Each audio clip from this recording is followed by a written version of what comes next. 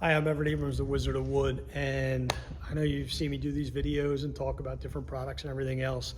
A lot of these new stains and everything else that are out there, just as I've said before, they had polyurethane, they're making them more durable, and how do you get these things to work? How do you, without frustrating contractors and frustrating homeowners, these hybrid stains, everything, how do you deal with this? Well, you got to change the game. And when the manufacturers change the game and they start changing the stains from what they used to be to what they are today, that means that we have to change the game as far as what products we use to strip them, maintain them, and so forth.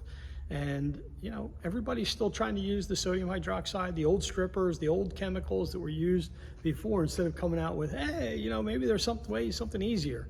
So we just had Farm Fest 25 here in Chemung, where we had contractors from all over come in. We did a demonstration.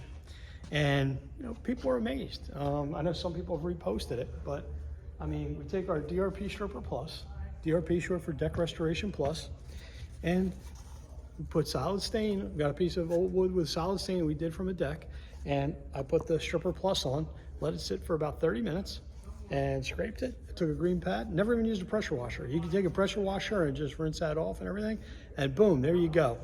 Boom, okay? And looks great. So there are ways to get the job done even today without frustrating everybody involved and still deliver great results. And that's what I'm here to tell you today. Everett Abrams, the Wizard of Wood. Try to find solvent-based strippers, change the game, and you will get good results as well. If you have any questions or anything else about the product or about these type of products, feel free to leave some questions and comments in below. Thank you.